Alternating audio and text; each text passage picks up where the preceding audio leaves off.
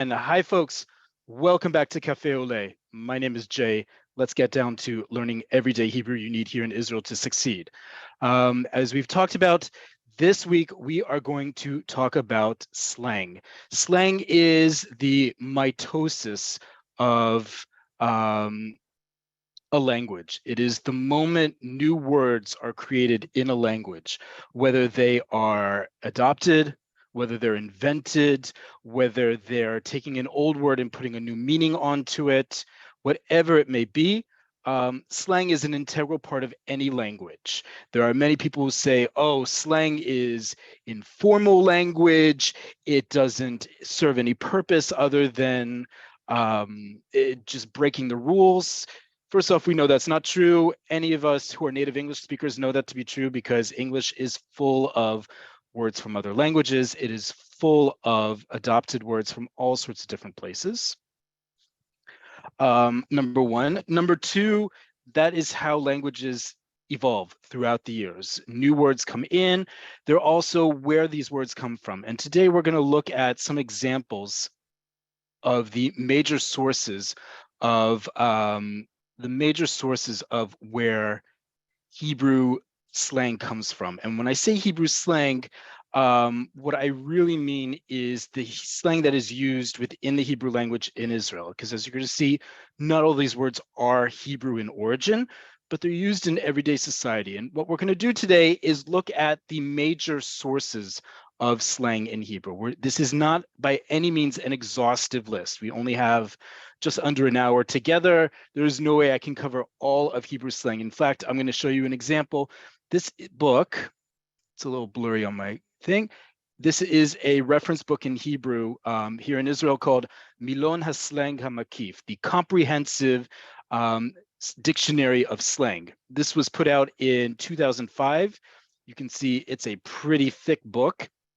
It's a great reference book for any of you who are really into learning languages. It has not only sample sentences from Israeli society and culture to illustrate each word, it also gives you the origin of each word, which is really important. What we're going to do today is, like I said, go through some of the major sources that we use in everyday Hebrew in Israeli society, some examples from them, including some sample sentences, so you get even more of a feel of them. I'm sure a lot of you have your own slang that you've heard. There's a lot of great guides out there. They don't necessarily do a great job of telling you where these words are from. And then approach. So with that, as always, this lesson will be recorded for YouTube. If you have any questions while we are on the while I'm teaching, please write it in the Q&A for this class. If you have questions about anything else, please write it in the chat window. I'm only going to be looking at the Q&A. With that, let's get started. So let me share my screen with you. Okay, as always, our spreadsheet for the day has the Hebrew in the middle, transliteration on the right, English on the left. You'll also see on the left-hand side corresponding color code of the origin of this. This is going to be really important as we go through some of these examples. Again, this is by no means an exhaustive list. Slang is always evolving, just like languages. So you're going to see all sorts of other ones up here as well. So with that, let's get started with just some examples. So the first major source of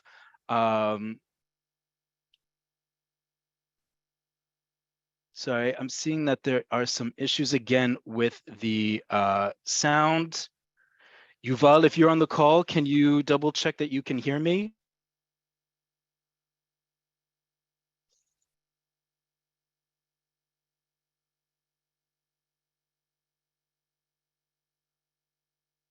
Okay, great. Thank you guys in the chat for letting me know that's okay. I broke my own rule there and looking at the chat, but again, Q&A if you have any questions about today. I already see a great, okay, so a few other, I see that slang is getting a lot of people riled up, and that's great, because slang is a really important part of Hebrew and in general learning a language. I see it's getting a lot of people riled up about this specific class. A few more odds and ends out there. We are not, all our classes are PG-13. There are no curse words. We are not defaming. We are not putting all of you in an embarrassing situation, nor Nefesh B'Nefesh, our sponsoring organization. If you're worried about expletives, you're in the wrong class. You're not going to be getting them here. We're talking about everyday Hebrew, folks. Yes, it includes expletives, but we're not going over that in this class. Okay, let's get to it. Major source of slang in Hebrew is Arabic. Why? Two major reasons. One, where we are in the world. We're in the Middle East, surrounded by Arab speakers. And number two, equally important, is that the vast majority of Jews in the state of Israel, and we've talked about this a lot, the vast majority of Jews are of Middle Eastern origin, meaning from Arab or Muslim countries where Arabic was widely spoken. And in moving to Israel, in the late 1940s and 50s, just like Jews from Central and Eastern Europe were encouraged to only speak Hebrew and not speak Yiddish, Jews from Muslim and Middle Eastern countries were encouraged to only speak Hebrew and not speak Arabic. We know that doesn't survive very long. Ashkenazi Jews continued to speak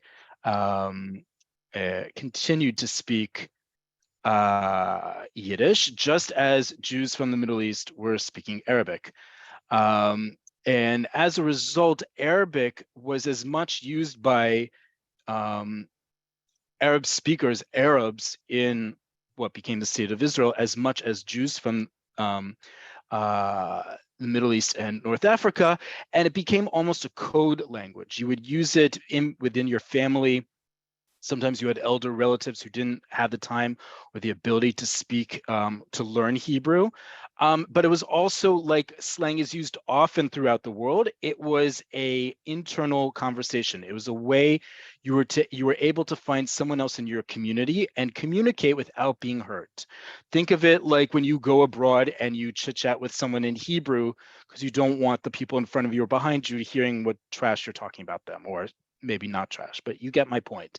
Same thing with Arabic. A lot of our slang comes from Arabic.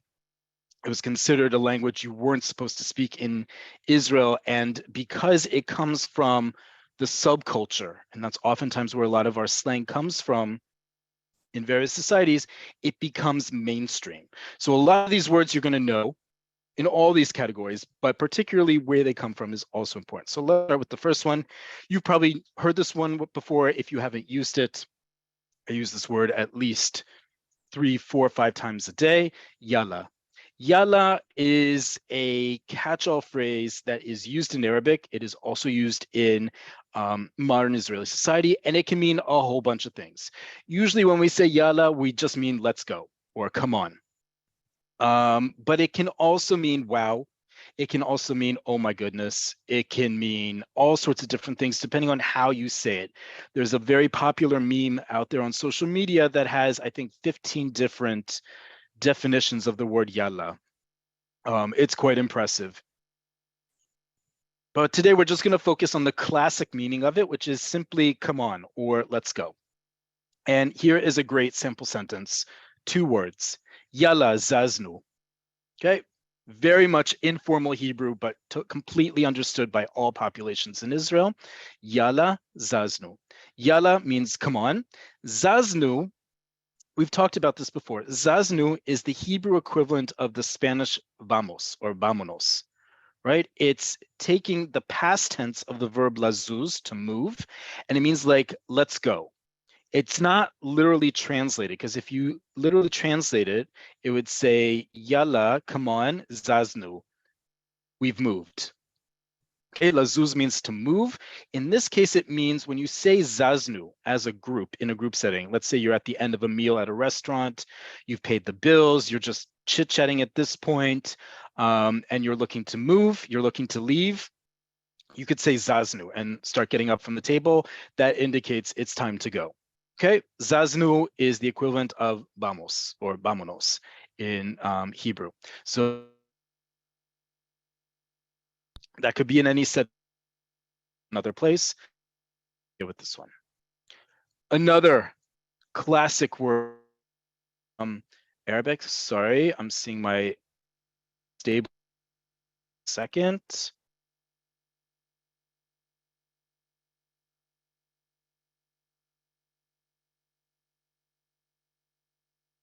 Sorry about that. I'm seeing my side.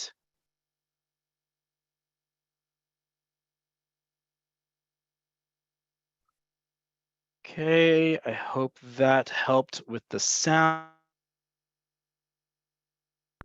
Just 1 second, folks. I'm going to try one other thing to improve sound on my side.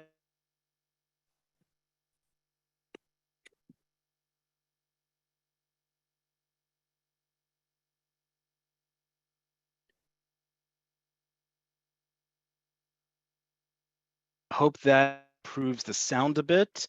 Apologies for all the technical issues we're having tonight. Next word, fadiha. Fadiha in Arabic means more or less what it means in fadiha means a catastrophe, an abomination, something really bad. You could think of it as a screw up or a mess up. Fadiha is something that usually you can cause or someone else has caused, but it's really embarrassing. Um,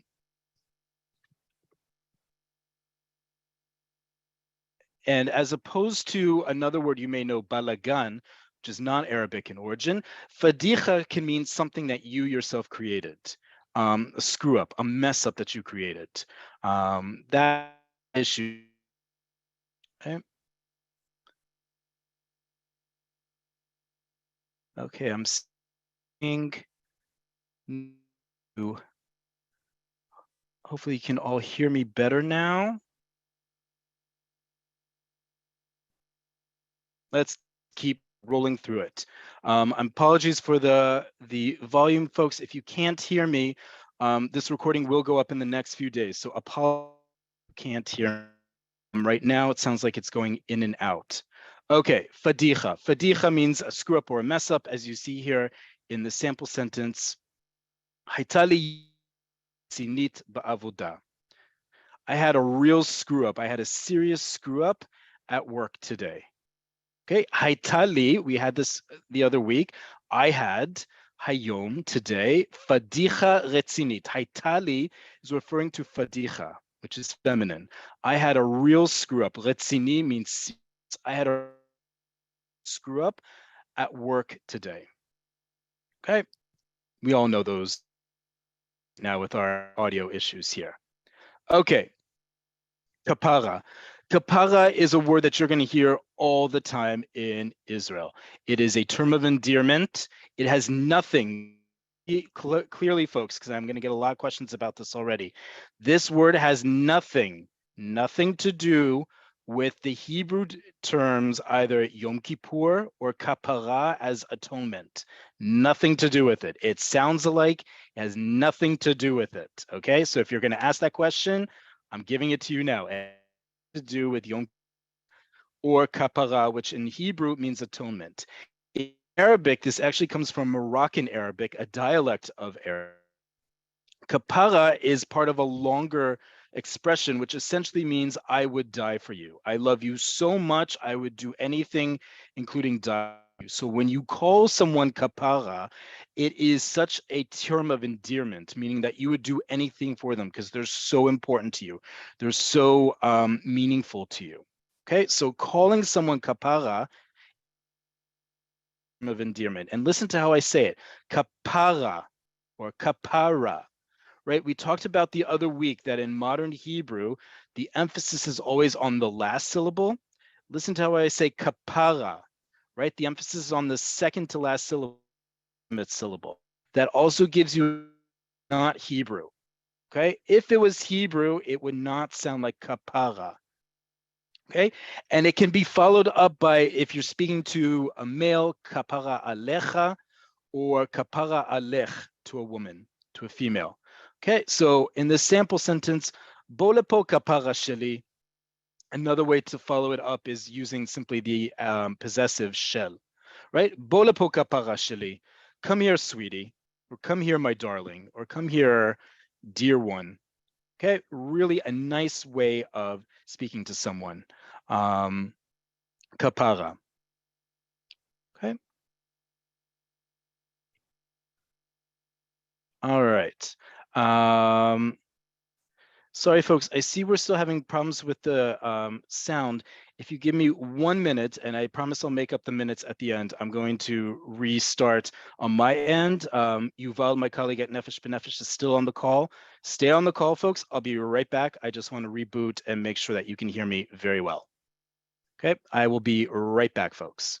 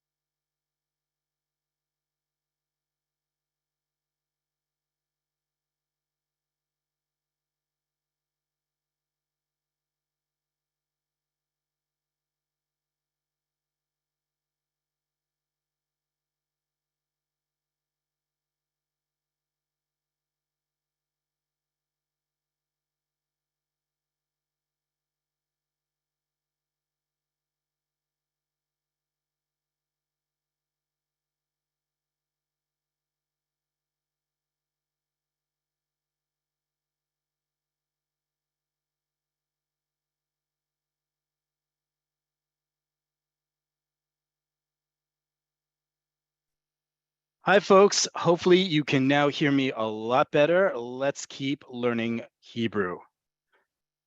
Okay, just 1 second so I can upload our screenshot.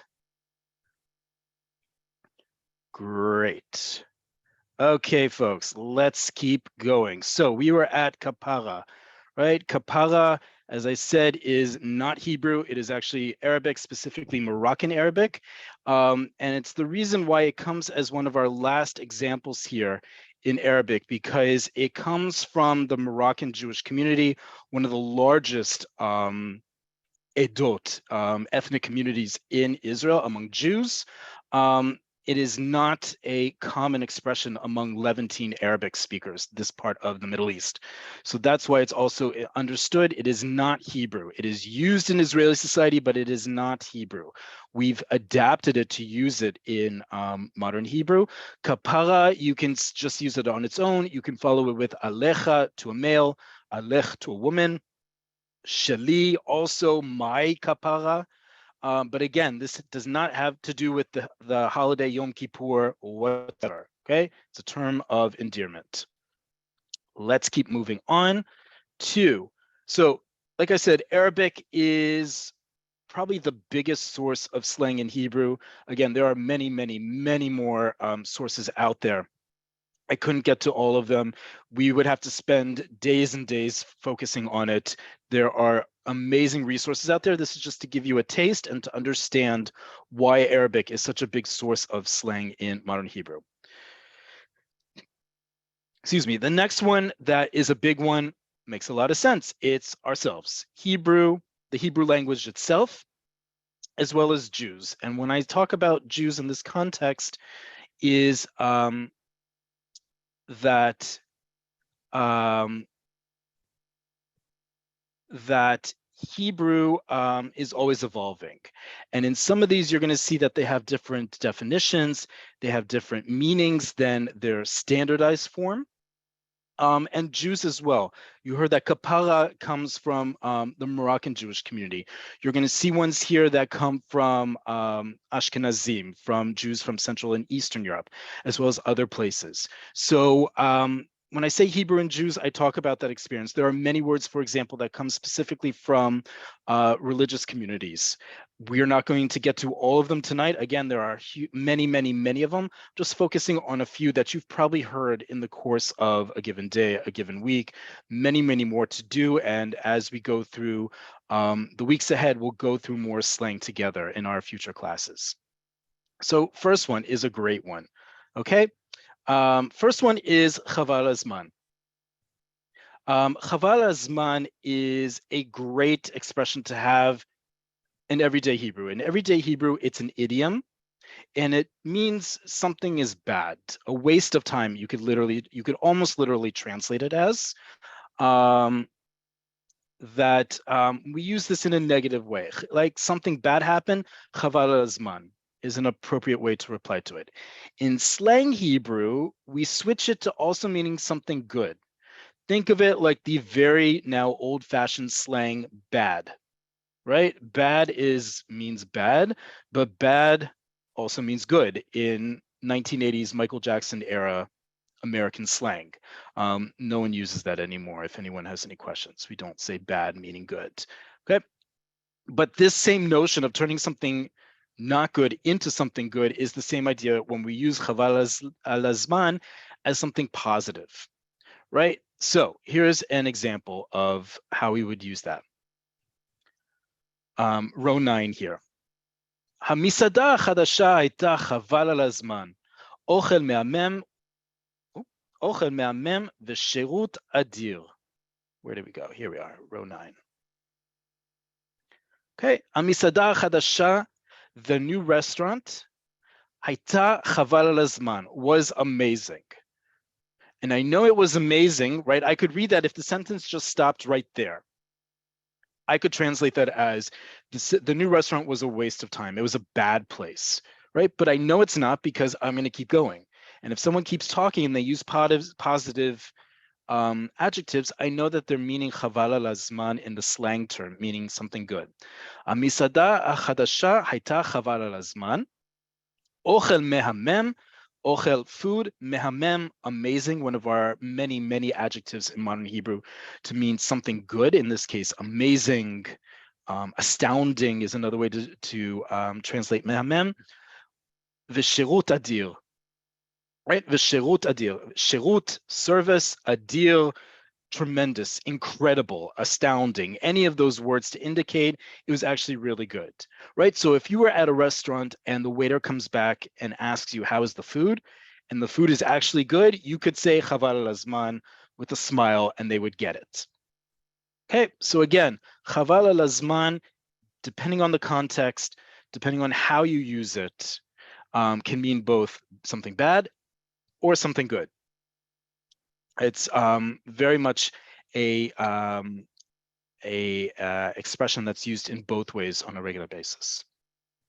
This next one, probably one of the more important words. If you don't know this word yet, you need to know this word, is the word freier. Freier or friar, however you want to pronounce it. Freier is best and often translated, it's often translated as a sucker, meaning a person.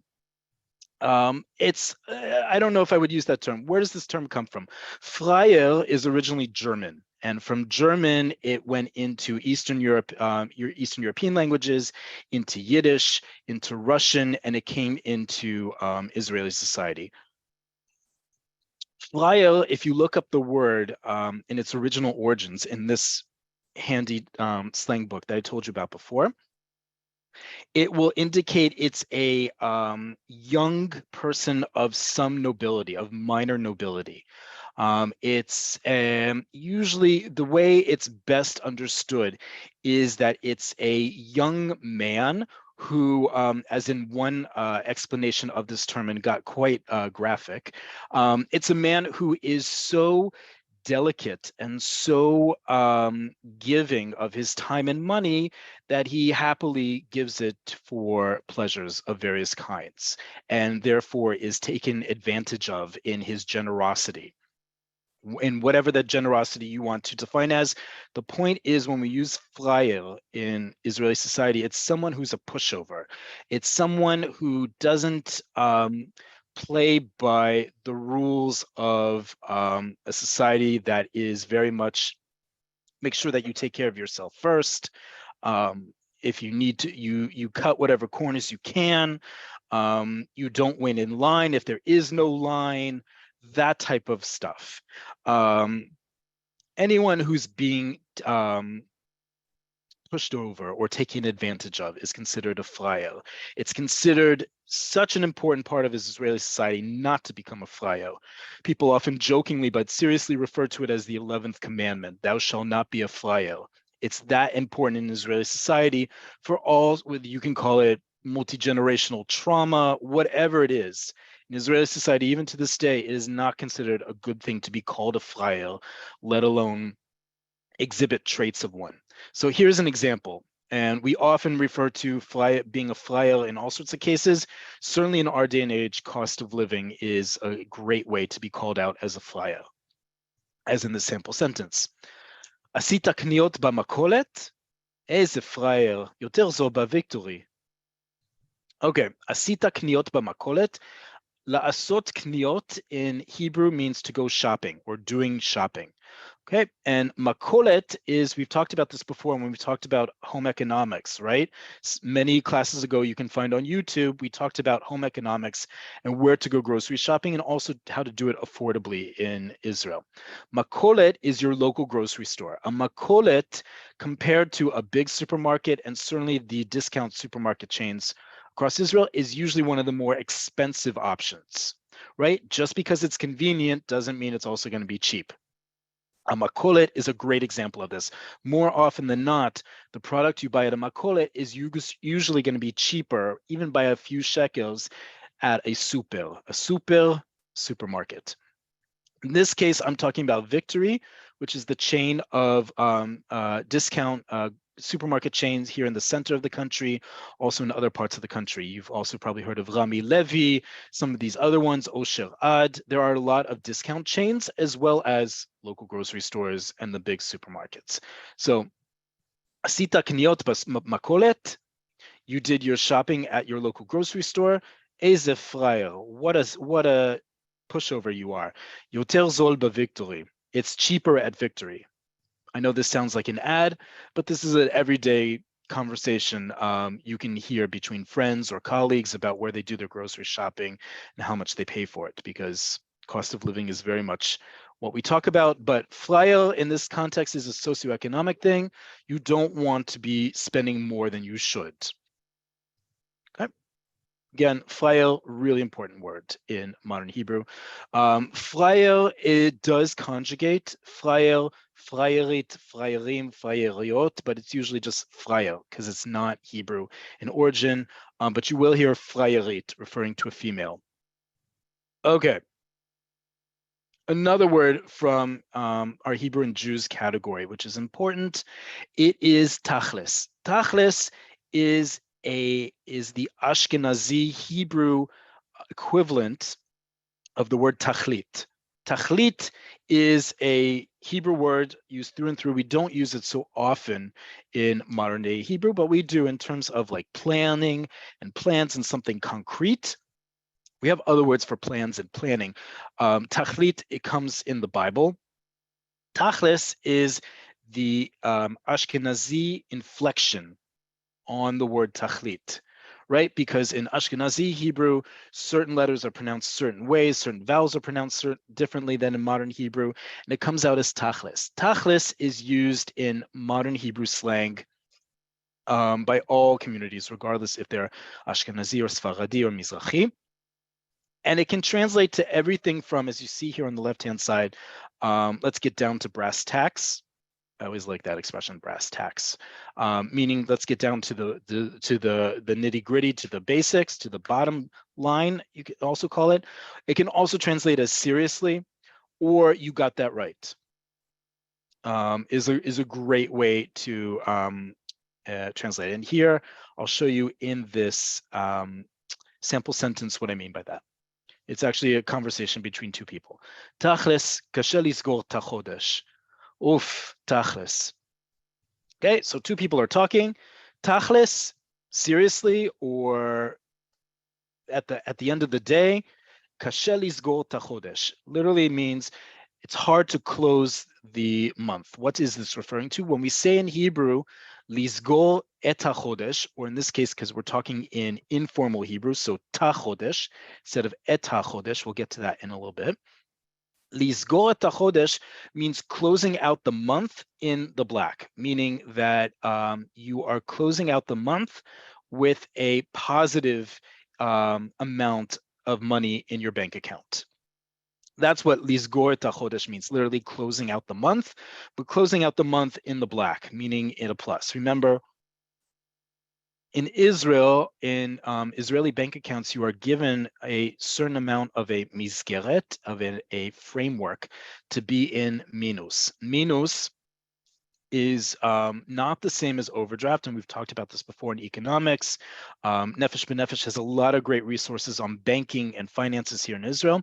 You are given a certain credit amount on your bank account, in addition to your credit cards, but in your banking account, you can go over a certain amount. It's called minus. You are charged a percentage, depending on how much you go over and what was assigned between you and the bank, what the bank agreed to give you as that mizgeret, so that you could go over. And oftentimes Israelis will say that they close, that they lizgor et hachodesh, they close out the month, to close out the month beminus, right? So if someone says ani soger et hachodesh beminus, I'm closing out the month in minus, that means I'm closing out the month in red, meaning that I'm over my, I'm under zero in my bank account. I could be at negative 4,000. I could be at negative 400. I could be at negative 4 shekels. But the point is, I'm at the end of the month and I don't have extra money in the bank. I'm on minus. I'm on the credit of the bank. Okay, so that's what lizgor ta chodesh means, and we're talking about it here again, socioeconomic terms. Tachlis kashe lizgor ta chodesh, and the friend says, "Oof, tachlis, oof, you got that right." Okay, so two ways to use the term tachlis that mean very similar things about seriously, you got that right, bottom line. That's how we use the word tachlis in Hebrew slang. Okay, another major source of slang in Hebrew is the army. Army is a major source of the formidable experience in the lives of many Israelis, particularly Israeli Jews. It is still considered that melting pot where Israelis of all different backgrounds get to meet each other. It's for many Israeli teens their first formidable work experience. And so it has a big part of their lives. And so armies around the world have their own language, have their own lingo of how they interact, how they use language. And oftentimes they'll use a lot of abbreviations and a lot of expressions to make commands short and concise so that the operation can get taken care of. And you'll see that a lot in some of these. First one is a great one. It is shelat kitbek. Sometimes you'll hear it pronounced as shelat kitbek, but it comes from the word kitbek, which is just the Israeli Hebrew way of saying kit bag, kit bag. A shelat kitbeg is a question that it's the equivalent of asking a person in school, asking is at the end of a class before the teacher has not assigned any homework, right? Bell rings, and just as they're about to leave, one of the students raises their hand and asks, is there any homework tonight? And everyone looks at that kid ready to pounce on him because the teacher hadn't assigned any homework, and now gave them the option to do so because they asked the question, is there any homework? That's the idea of a shelat kidbek. The origin of it in Israeli army goes as follows, that the platoon is going on a long hike, and they are expected to bring all sorts of different equipment because it's going to be a long hike, and they're getting all prepared of things on them. And one of the privates asks one of their commanders, should we also bring our kitbek? Should we bring our own personal bags with us? Now, either it was assumed, of course you're going to bring them, or they were going to be brought to you, or you didn't need them. But the point was that it's a superfluous question that opens you up to not getting the answer you want, either no answer or a negative answer, meaning you're going to have to do extra work. So a shelat kidbek is something you'll hear often of, like, especially in academia, you'll hear this term used, or any place where someone is looking to evade obligations, but equally important when it's about something that's obvious and it either doesn't need to be asked, or if it is asked, it's not going to be a great reply. Shelat kidbek. You hear this a lot in modern Israel. Think of it also like with flyer, you're trying to get out of something, right? So don't ask any shelot kidbek, or that was such a shelat kidbek that you asked, because now we have to do all this other work. That's the idea behind this. Another term from the army that you'll hear fairly often, certainly in politics you'll hear this, but also in the workplace, lirot benagmash. And apologies for the bad nikud here, the dots and bars under the words that indicate vowel sounds in Hebrew. Lirot benagmash. Nagmash is an abbreviation in Hebrew for an armored personnel carrier. You don't need to know what it all stands for. We simply say Nagmash, armored personnel carrier. In US military, we call that an APC. Okay, so as you see, you hear all these abbreviations on array. While Nagmash is an abbreviation, Lirot Nagmash literally means to shoot inside an APC. What does that mean? You can think of it as to shoot yourself in the foot, but more importantly is you're shooting your fellow friend's foot, right? You're sabotaging the people in your group. So you'll hear this a lot in politics, understandably, of you're hurting people in your own coalition or in your own political party by doing something. So here's a sample sentence. Hi yarta lanu benagmash be... Sorry, that got spelled wrong too. So I see, I'm writing this. Benag.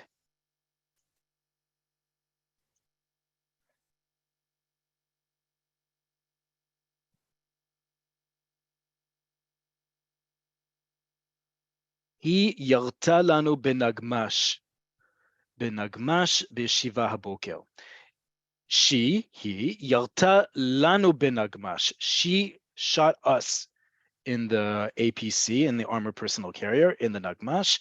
She literally shot us in the APC by yeshiva haboker. Now, this is a very important side note here. I use this word on purpose to make this following point.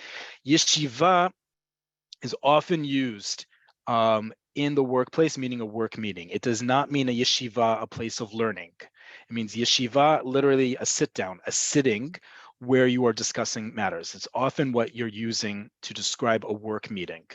If you call someone on the phone and they say, "Mitzta'er, ani beyeshiva, efshar lachzor elecha," sorry, I'm in a meeting right now. Can I get back to you? Yes, we have other words for meeting, like pgisha and mifgash, but a yeshiva usually is a work meeting taking place in someone's own office. Okay, so side note, that's a good word to know. It does not mean in this context, yeshiva, a place of learning. Excuse me. So, hi yarta lanu benagmash b'yeshiva haboker. She, again, the slang expression, she shot us in the APC during this morning's meeting. ואמרה שנשמח לעזור בפרויקט המעוכב. She shot us in the APC this morning in the meeting and said that we would be happy to help out in the delayed project. right? She hurt us as a team. This guy is talking, or this woman is talking about us as a team. This woman, a colleague, hurt us by volunteering us to help out with some project at work, right? And you understand that he yalta benagmash. She shot in the APC because she volunteered us. She said that we would be happy to work on this delayed project, and thus hurt all of us by volunteering herself, and by extension, all of us. That's the idea of lirot benagmash. Lirot benagmash is the infinitive form, to shoot inside an armored personnel carrier. And here I conjugated for you in the sample sentence in row 16. Okay. Our last example for now in Army slang is the word shavuz. Shavuz is a great term, folks. It does not translate so well, but shavuz on its own is, you'll hear this quite a bit. Certainly among younger professionals, you'll hear this term. I remember when I was enlisting, and part of the enlistment process, certainly when I was doing it with fellow Olim at the age of 24, was a vocabulary test. That I was being interviewed about different things, and part of it was a vocabulary test. And they asked me all sorts of military terms to see what my Hebrew level was at, let alone that.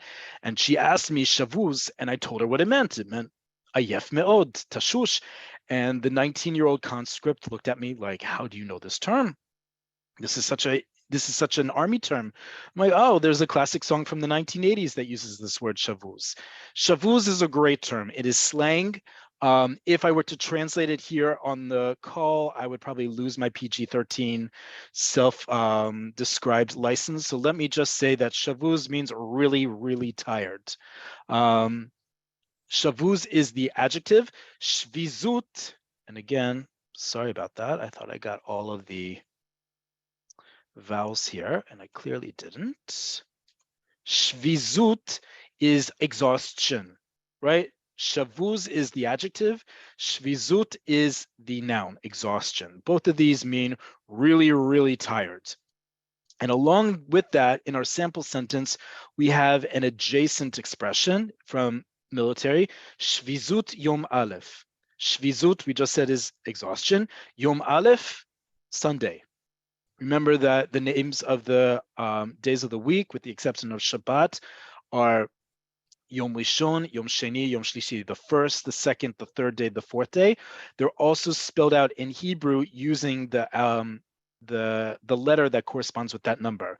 So Sunday, Yom Rishon, is the first day. So Aleph is the first letter of the alphabet. Aleph has the numerical value of 1.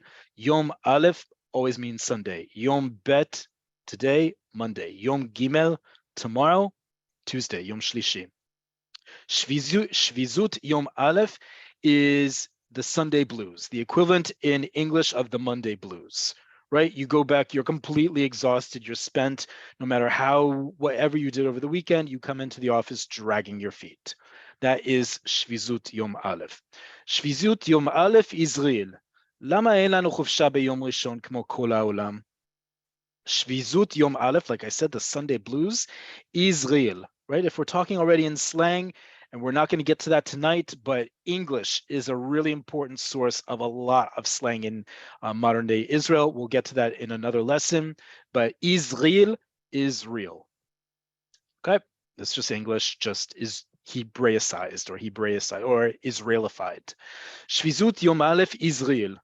למה אין לנו חופשה ביום ראשון כמו כל העולם? I know this sentence resonates with a lot of my fellow Olim on this call, right?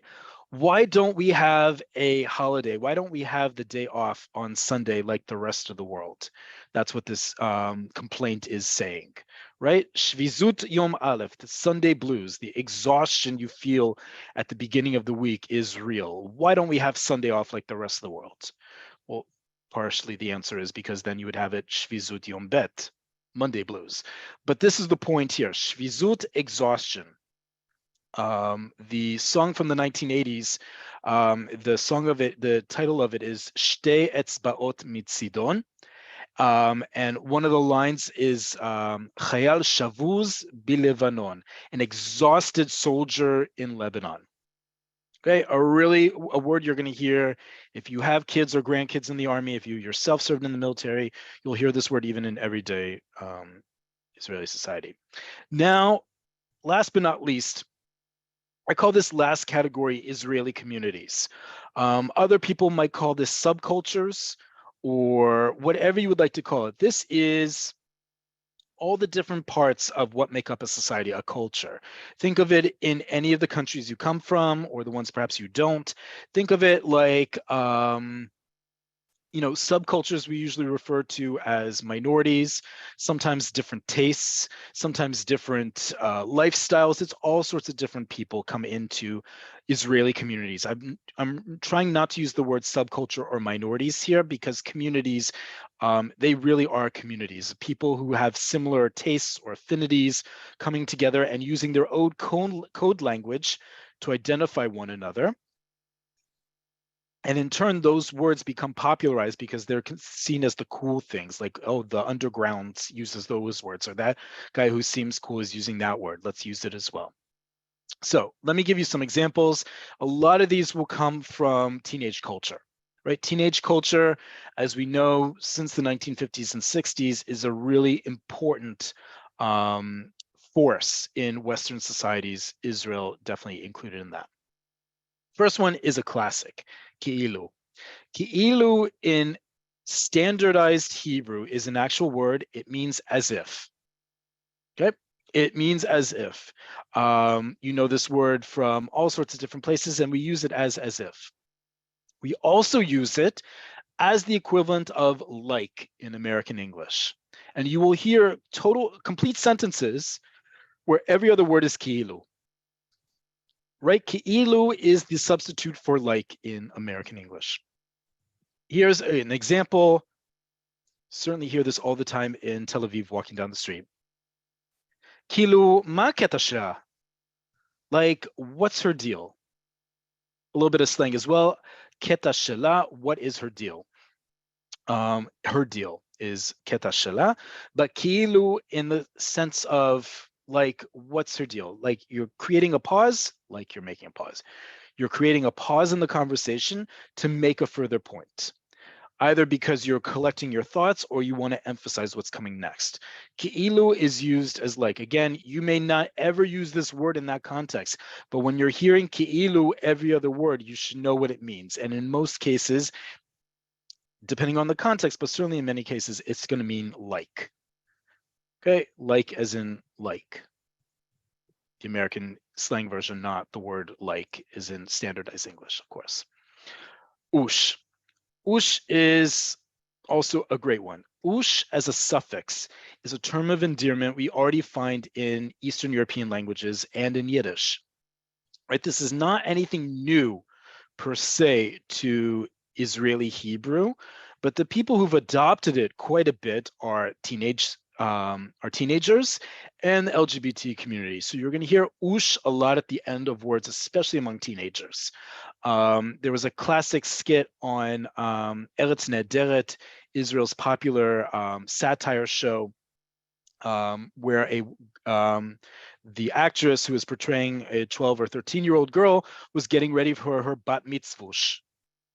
Okay, anything with the end of ush at the end indicates something it's dear to them or it's important to them, meaning that it's close, and it sounds like cutesy poo language to us, and it is ush at the end of words. So a classic, again, way you would use this is hayush, manish. Hayush is taking the word hi from English and adding the ush at the end, making it sound like you really are looking forward to seeing the person, or it can also be sarcastic, by the way. But hayush is like a very informal way between two friends to say hi to one another. It's very cutesy poo, folks. If that is not your style, I'm not asking you to adopt this word. I'm just letting you know a lot of people use this term on a regular basis. And then manish. Manish is short for manishma. If you remember, we talked about small talk many weeks ago, and you can find, again, this class on our YouTube playlist. Manishma is considered the most neutral way to ask how someone is. It's not the politest way, and it's not the most informal way. Manishma is neutral. By saying manish, you're not only making it a shorter word, and we like shorter words in Hebrew, so one less syllable is great, but that ish in the end sounds like ush, and therefore it sounds like we're being a little bit more friendly to this person. We're being a little bit more open to talking with this person. Okay, so if you hear hayush manish, it is using this ush that comes from centuries of Jews in Eastern Europe into today's teenage culture in Israel. I think when you think of it in that context, it gives it a lot more gravitas than we would otherwise give it to, because ush, it can get really grating on your nerves after a while. At least for me, it does. Sofash. Sofash is a really important one to know, because oftentimes people are at a loss to say, people are at a loss of what do you wish someone at the end of the week, because not everyone is celebrating Shabbat. Not just if they're not Jewish, they may be secular, they may be doing something else. But the point is, there are a lot of people who do not say Shabbat Shalom on a Friday or on a Thursday when they last see them in the office. Instead, they will use the word Sofash. Sofash is an abbreviation for Sof Shavua. Okay, Sof Shavua. Sof Shavua means the weekend, end of the week. Okay, so we turn that Sof Shavua into one word with an abbreviation, and you know it's an abbreviation with those two apostrophes there. So Sofash, and we pronounce it as a word, Sofash. So you'll hear, as you see here in row 24, Shabbat Shalom v'Sofash Na'im, right? Shabbat Shalom, you know what that means. Sofash Na'im, have a great or a pleasant weekend. Okay, Sofash is referring to the longer weekend. Shabbat is just referring to Shabbat. It's not referring to any longer weekend. Sofash Aroch, a long weekend. Right, so let's say you're flying somewhere, or you're traveling somewhere for a Sofash Aroch, a long weekend. That's the term you would use. Sofash Na'im, it doesn't have any ideological statement. There are people who go out of their way to only wish a Sofash Na'im. That's very much the minority, right? You saying Sofash Na'im, have a nice weekend. That includes the little bit we have here in Israel that isn't comprised of Shabbat. It is not an improper thing to say to someone. It's not delegitimizing religion or Judaism in any way. It's simply another way to wish for the weekend, understanding the weekend is not just Shabbat as well, but also being inclusive. Okay. And finally, for this lesson, before I break and take the questions in a little bit of time we have, is the condensed article ta. Ta is slang, and it's also how we just speak Hebrew on a regular, in an informal way. Ta, as you see here in English, is a contraction of the article et and the definitive prefix ha. Remember, basic Hebrew grammar, et is used before a direct object. When you're referring to a direct object, you always preface it with the article et. Et doesn't mean anything. Aleph taf, it simply is used to before a direct object. Okay, and ha is the prefix that we use when we indicate something is definite, meaning the. Okay, so if I want to say, as you see here in this sample sentence, again, a common expression heard in Tel Aviv on a regular basis, owing to how this city loves its private cars. Taziz ta'oto miyad, right? In a state of anger or frustration, I don't have the time or the space to use all my syllables. I want to condense things, make them sound short, concise, and gruff. Taziz ta'oto miyad. Taziz, move. It is, we had that verb before, lazuz, which is to move. Lehaziz is the causative form. It's telling you or something or someone else to move. Taziz ta'oto miyad. Instead of taziz et ha'oto miyad, right? Taziz et ha'oto miyad, we have taziz ta'oto miyad. Okay, we take the et ha and we condense it to simply ta, and you make it implosive, meaning that your tongue is right behind your teeth, and you implode with the burst of air from your throat to make it sound even more emphatic. Ta, ta, taziz taoto miyad. Okay. Ta is a great way. You're going to hear this, by the way, a lot. Ta is a great way to condense things instead of saying eta, because sometimes the vowels will naturally align together. Sometimes you simply just don't have the patience for all those syllables and you want to get as many out as you can. Eta, to condense it into ta, one syllable, is really helpful. Whether you're angry and frustrated, whether you're just excited, whatever it may be, ta is one you're going to hear a lot, along with ki'ilu, along with yala, and some of the others that we had tonight. So with that, let me take a break, even though we're at the top of the hour, and thank you for your patience with our technical difficulties tonight. Let me get through the Q&A. Alan, kapala is correct. Kapala is not masculine or feminine because, again, it's Arabic. It is the state of someone being kapala to you, which is that they are so dear to you. They're such a sweetie to you. It's gender neutral. Okay. Esther, why not sherut adira? Great question, Esther. The word sherut, as we had here before. Sorry, let me just open up the screen again. Sherut, here, row 9, the word sherut, service, is masculine. It's a great preview for next week's class, but I'll get to that in a few minutes after I answer these questions. But great question. Sherut adir. Sherut is a masculine word, and therefore takes adir, the masculine form of the adjective. Leonard, is mehamem and adir interchangeable? Absolutely, Leonard. We have a whole bunch of these, right? We've talked about this before with tov and mitsuyan and mehamem and madlik and maxim and magniv. And there are so many adjectives in Hebrew that, yes, they have slightly different meanings, just like in English, between enchanting and wonderful and amazing and exciting, but they all ultimately mean good, right? They're all trying to be a little bit more descriptive, perhaps, or a little bit less ambiguous, but the point is they all mean more or less the same thing. So yes, they are interchangeable here. Joseph asks, is tachas ever used like bemet? So we don't really use bemet in modern Hebrew. We'll usually say birtzinut, beretzinut, in seriousness, meaning seriously, instead of bemet, meaning really. Tachlis is not asking a question. Tachlis is a declarative statement. You got that right.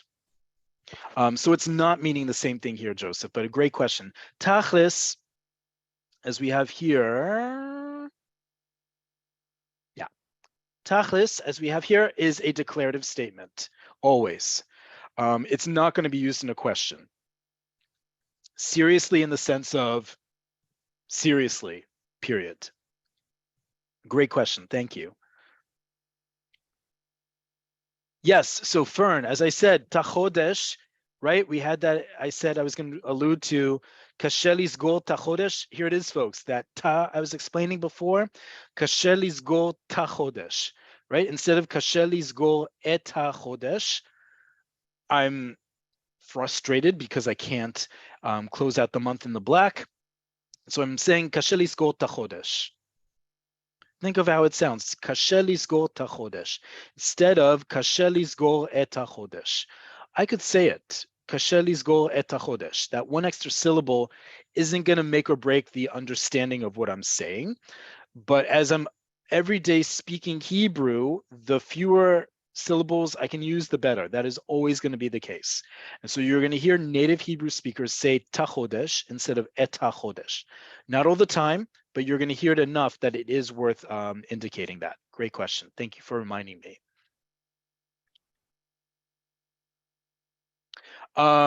Jack, can you use shavuz in a religious sviva, notwithstanding its origin? Shavuz is army slang. Only people who have been in the military will recognize the term. And I leave it at that. It means very tired. Shavuz, if I was to explain what it stands for, is not PG-13. Have it that what you will. Shirley, what song is that from? Exhaustion from? It's called Shtei Etzbaot Mitzidon. I'm going to write it actually at the bottom of this. It's a classic war song from the 1980s in this case. Shtei Etzbaot Mitzidon is the name of the song. Right here at the end. Yes, you should be careful about using shavuz. Again, folks, with all these words that we're using, not just in this lesson, but in all of our lessons, these aren't words that you're necessarily going to be using, but you are going to hear them, right? And so the point is that you can operate in Israeli society, understanding what's happening around you without necessarily using these words, right? A lot of these you're never going to use. And I'm not saying that in an ageist way or in a cultural way or in a socioeconomic way. I'm simply saying not everyone is going to use ke'ilu like. Not everyone is going to say liot ben nagmash, and I'm not expecting you to, or even shavuz, but you are going to hear these terms, and it's good to know at least you have some reference to them and you have some context for why they're being used, instead of I don't know what this word is, or why is he talking about an armored personnel carrier in our office?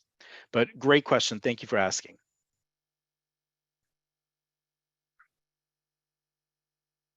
Yeah, someone says my grandkids call me savtush.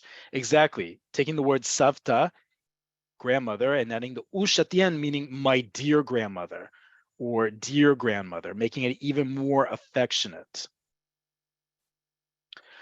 Susan asks, friar means ke'ilu, gullible. That's a great way to say it. And extra props for using ke'ilu there, of course. Gullible is one way of translating friar. But it's not like they are, it's more like they are easy to be preyed upon, not necessarily that they, so in that respect, yes, it's gullible.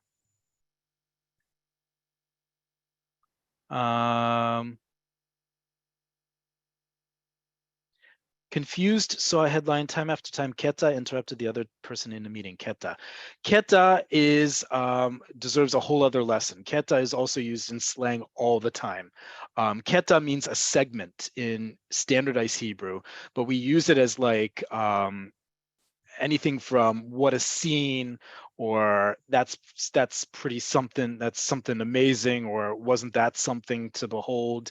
We use it in all sorts of different ways. In this respect, meaning deal, like ma keta shela, what's her deal? What's her problem? What's her story? I see a lot of people asking again about this book. Let me just show it to you again before we break. Hold on. Okay, this book, and we'll make sure that it's in the description when it goes up on YouTube. It's called Milon Haslang Hamakif. It's written by Ruvik Rosenthal. It'll be in the reference section of bookstores if they have it. This only appears in Hebrew, folks. This is a Hebrew dictionary. There's no English involved in this book. So this is a little bit more advanced for some of you, but a great reference book. Okay, we are well past 9 o'clock. Again, thank you for your patience with our technical difficulties today. Next week's class, from your suggestions, and I think one of the most important lessons we're going to do, and I know that very few people teach this lesson, so you're going to want to join next week. Next week, we're going to be talking all about what we call in Hebrew, yotzei dofen. Yotzei dofen are exceptions to the rule. Exceptions in general. If you call someone yotzei dofen, it means that they're exceptional or an exception, mean good or bad. Yotzei dofen in our context are going to be words that are exceptions to the rule. And I see you asking about this. Someone asked me today, why isn't it shirut adira? We're going to be talking about all those things that learners of Hebrew will claim that Hebrew is such a difficult language, that Hebrew has all of these exceptions to the rules and all these irregularities. I'm going to point out to you, without bashing English too much, which by the way is full of irregularities, I'm going to teach you not only the irregularities, the quote unquote irregularities in Hebrew, I'm going to teach you how they're not irregularities, that actually we have very few exceptions to the rule in Hebrew, and how you know how things why things seem irregular or seem to be exceptional when in fact they're not. And I'm even going to give you a hint why this is, and a major hint as to how you solve this. Ears, nose, and throat. That is your hint for next week. Ears, nose, and throat. Exceptions in Hebrew. I will see you all next week. Toda rabah and lehitraot.